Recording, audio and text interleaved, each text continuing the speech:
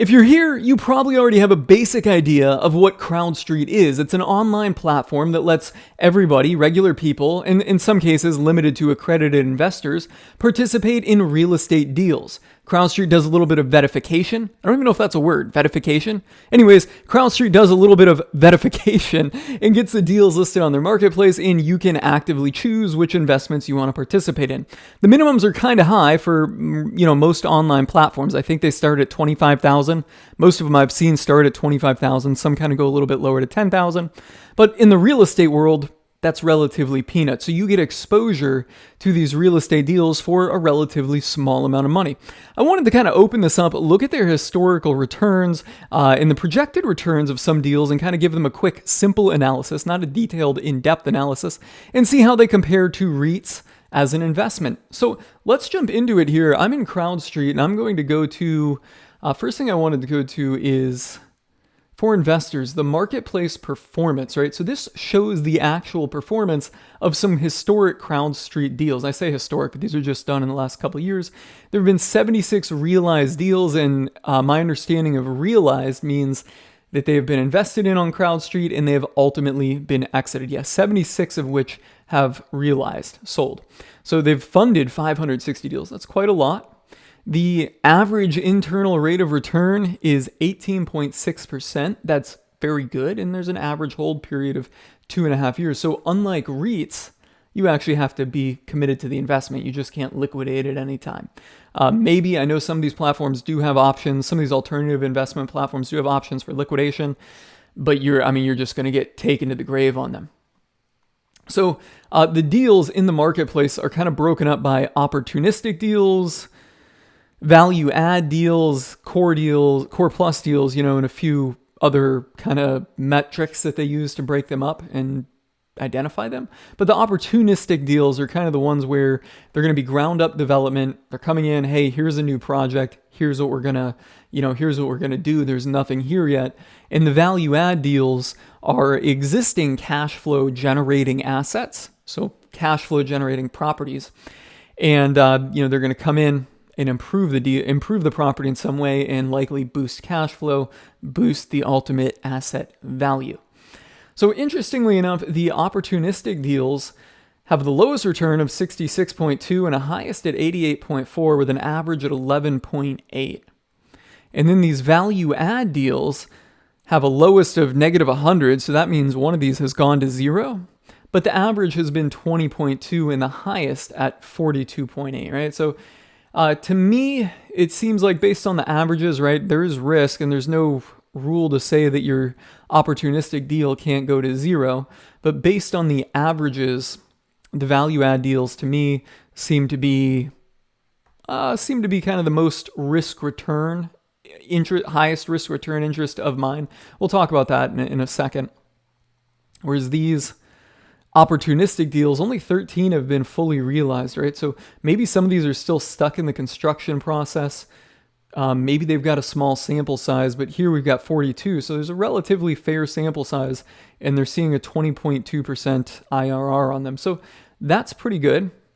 So I'm particularly interested in the value add deals as I think the way I see this is, while there is opportunity for higher return here, you probably have to be pretty diversified to kind of skew yourself into the upper echelon, right?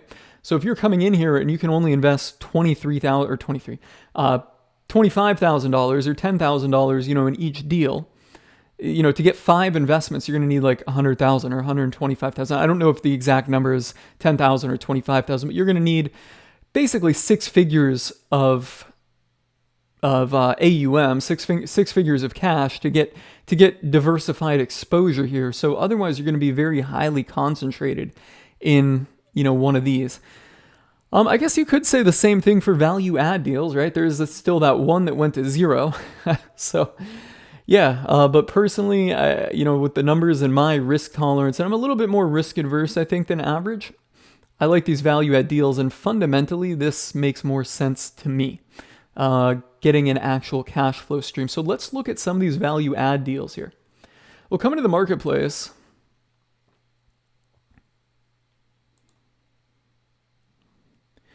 And under offerings, you can see, what type it is: opportunistic, development, value add, core, core plus. I'm not sure about the difference between these. I like to go with value add. And some of the other cool things we can do is the returns, but in the cash flow yield. But, I'm not a big fan of these metrics because they're all forecasted. And quite frankly, forecasts are bullshit. Like, I've never seen a bad forecast in the financial world. You get what I'm saying? Like, every one of these deals that has been on here, including that one that went to zero, and I thought I was going to pull up that screen, including that one, probably had a good forecast, probably had a great forecast, right? So these forecasts don't really matter. I think it's best just to kind of group them into, hey, this is opportunistic, this one is value add, etc. The deal terms, the minimum hold period, the minimum investment. Okay, so there are some that go for less than 10,000. Let's just see. Oh, in the value add category, that's none of them.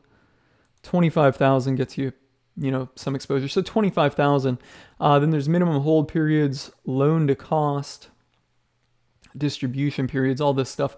I'm not too interested in that. There's only a few listings on here. So the only thing I'm really interested in are these value adds and sponsors. This could be kind of interesting because I want to see that the sponsor has some substantial investment in it themselves. So let's just see these value add projects.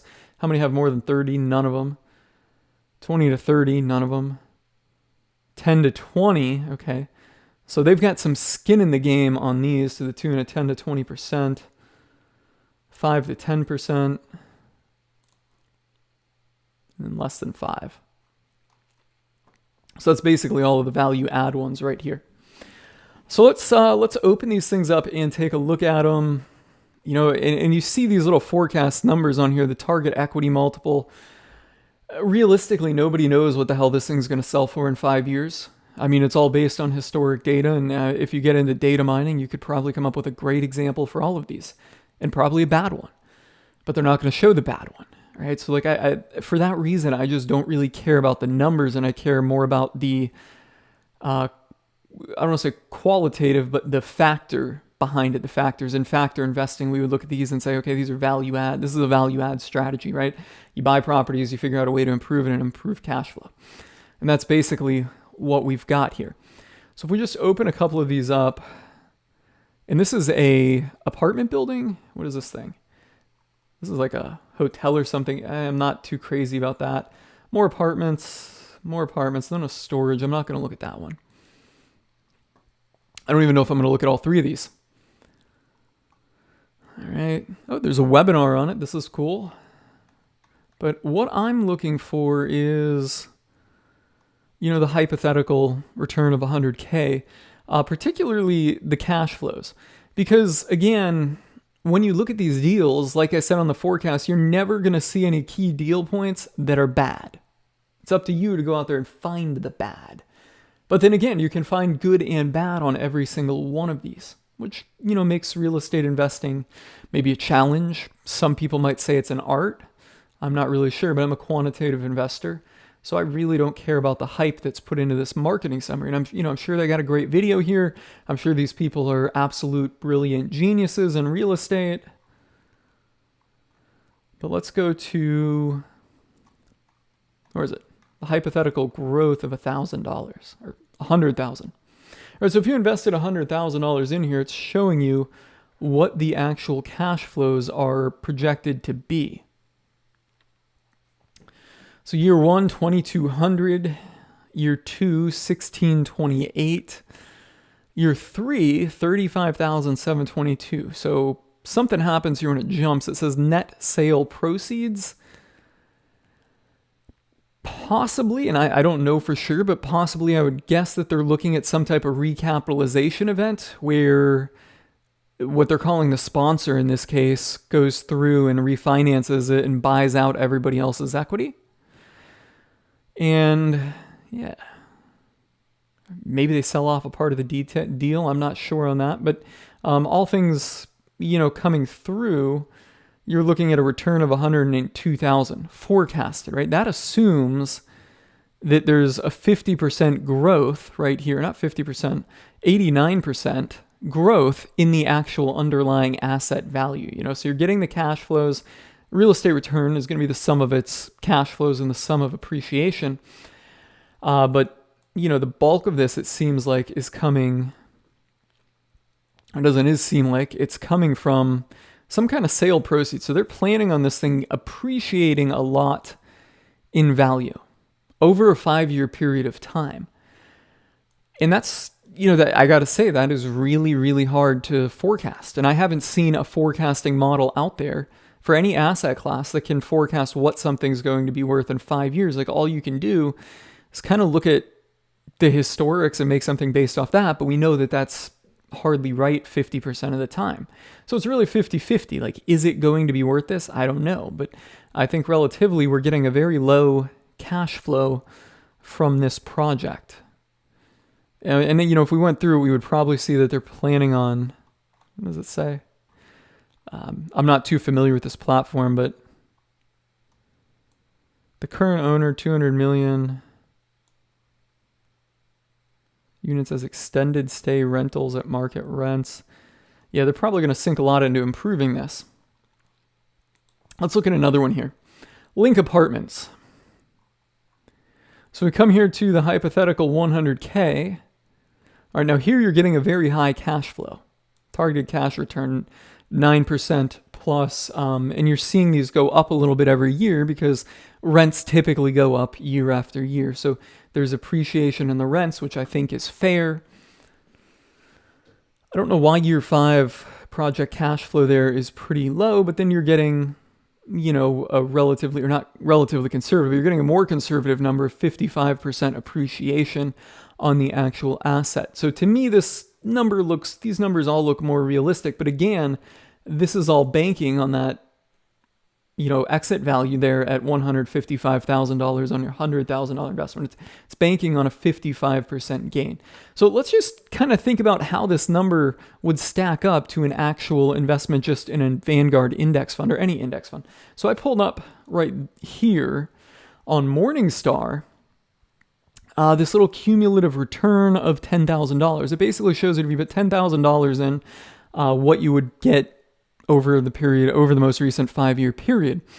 Blue line is S&P 500. I just started the chart off with that because I just know that mutual fund ticker symbol right off my head. So I've always got this one open. If I type Morningstar into my browser, it's the first one that pops up, but provides a relative kind of baseline, I think, for basically all investments.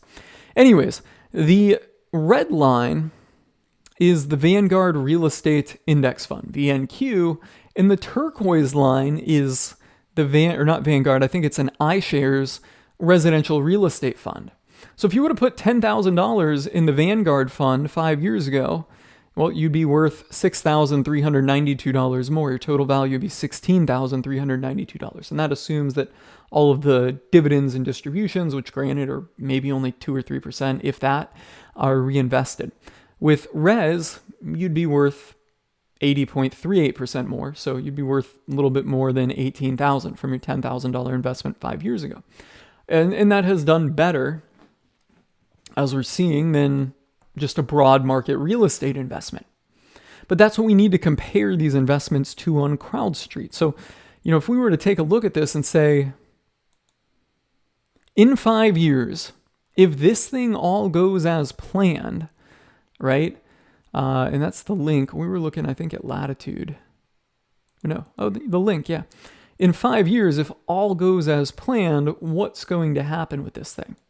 Right? Well, you would have doubled your money because it's going to say your total proceed there is this, plus all these things. So, yeah, basically, this is how much positive you would have came out with, right? So you would have put in $100,000, gotten out $47,950 in cash, and then the sale, you get $155,000, which is getting your 55% appreciation over a 5-year period.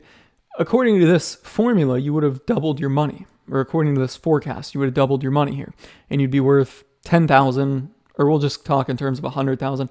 $100,000 would now be worth $203,000. So that hypothetically, it's all hypothetical, in forecasts over the last 5 years would have outperformed what we have right here in Res. So that's, that's not bad, but what you have to consider is that your risk is very concentrated, right? If this is that one project that goes to negative 100, right? You lose all your money. Well, you're kind of SOL. Whereas with this, you're invested in thousands, or maybe not thousands, but hundreds of different real estate investment trusts. If one goes bankrupt, it doesn't really matter. You've got extreme diversification. Let's go on to the next one here. Latitude. This one, where's our hypothetical 100K? 4-year investment. Low cash flow that first year, but then it goes up. I'm guessing because, I don't know, possibly they're planning to increase rents, but everybody's on a 1-year lease, so they got to wait for tenants to turn over before they can really increase the rent. And then, it goes on in year 4. So it's a little bit shorter term, but you're getting roughly 50% of your return again from it. In total, you're going to be up 77,688. So if you took these two, so if we looked at that, up 77,688 or up 77%, that's going to put you just a little hair shy of how well Res did over the last 5 years. Now, some of you guys might be saying, well, we don't know what they're going to do going forward. And yes, that's true. We don't. And this doesn't look at that, but neither do you. Nobody really knows. So all of these forecasts are based on historic market data. So that's why I think it's acceptable to kind of see how it would have done compared to VNQ over a historical timeline. So basically, they're both getting pretty close to Res, R-E-Z here, right? Which is what you're getting exposure to, residential multifamily, which is what Res is going to be focusing its holdings on. And you're getting about the same return over time. Maybe you'll get a little bit better. We don't know. But, it's basically going to do about the same. So after looking at these details here, what can we say about who CrowdStreet is for and what it really brings to the table? And well, there's 2 scenarios where I see it kind of really bringing some value to your portfolio. The first one is when you want highly concentrated exposure to one particular market. Like maybe you study real estate markets. I do not, but maybe you study specific real estate markets, or this area. Where is this located? I didn't even look at this stuff.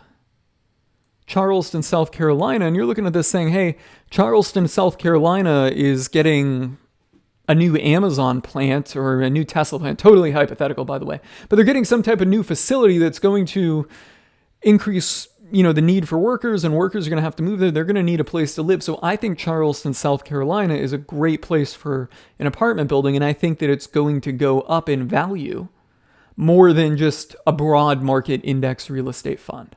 Right? Maybe you think that about the link. I think this thing was in Houston. Yeah, this thing is in Houston. Actually, I think they are building a Tesla plant in Houston, or maybe it's already open.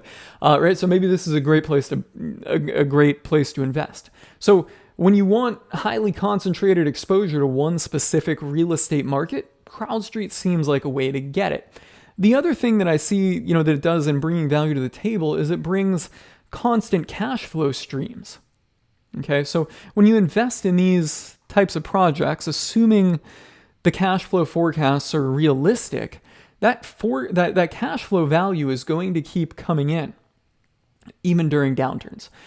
There've been a lot of studies out there and a lot of research on it that when a recession happens or the actual market of real estate goes down, rents remain pretty consistent, right? So the equity value or the asset value might drop 50%. It's a crazy scenario like we saw in 2008, but things are going to stay pretty well rented out. So maybe your rental income only drops 10%, right? That is one hypothetical scenario behind it where investing in this type of asset or, in a specific multifamily project or a cash flow generating real estate project gives some value. And I guess the other thing too, that would really open this up to a portfolio would be if you wanted just more high risk exposure and high return opportunity. So I guess, like I'm using this example, if you know that there's going to be a factory or facility that's going to need employees in a specific area, right? You might be better off, rather than going with one of these value add projects, even though I really didn't discuss them, you might be better off going with a opportunity project. I'm waiting for this thing to load on my screen. So if we come down here to opportunistic, no, that's the only one we got. Maybe that Nashville is growing rapidly. You know something about it, or you have very high conviction to it. You're going to invest in that type of deal or invest in that market. You're going to get concentrated exposure through one of these investments. So that's what I think on CrowdStreet here in these deal analysis. What do you guys think? Let me know in the comments below. Hopefully I'm getting better at doing that little pointing thing, guys. Look forward to hearing what you have to say on this.